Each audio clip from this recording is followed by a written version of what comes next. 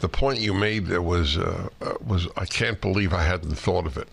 I hate when I hear a great point and I think, why didn't I think of that?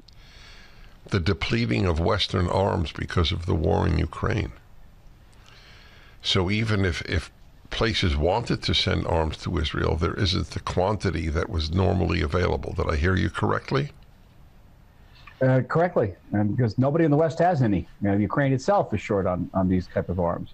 And I've been a long-time advocate when I was in government. Remember, I was in Knesset, and I was the deputy minister. I was a long-time advocate of establishing munitions independence for the state of Israel, not to be dependent on anybody, because I was very much influenced by a decision made by the Obama administration back in 2014 in an earlier war with Hamas, where the administration said we were killing too many Palestinians, and they began to delay the supply of vital munitions.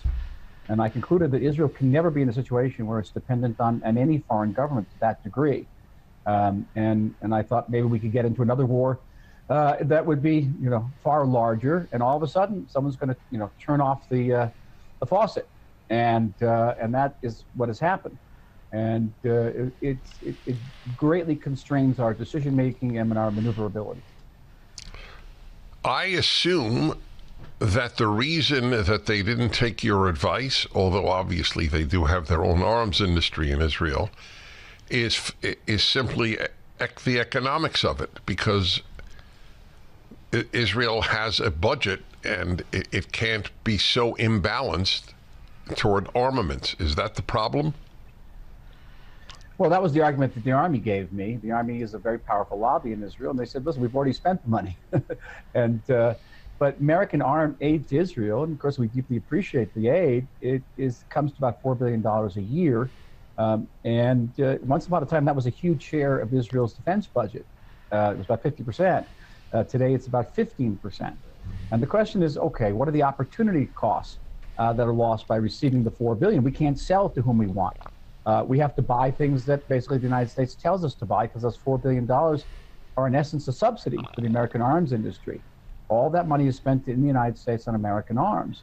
And I think it also that type of relationship where we are the receiving of largesse from the United States opens us up to charges by politicians, and I won't name them, but you know them, who say, well, we can criticize Israel because we give you money, all right? And I don't think that's appropriate for a country which is strong, which is affluent, and lives in a tough neighborhood. We can't afford to broadcast that type of dependency and weakness.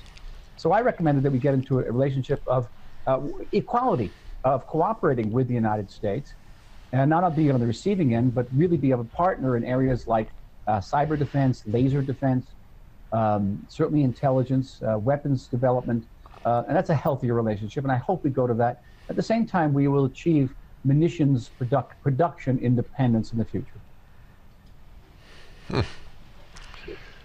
So would it be a curse or a blessing or mixed if, let's say, next year an American administration would announce no more military aid to Israel?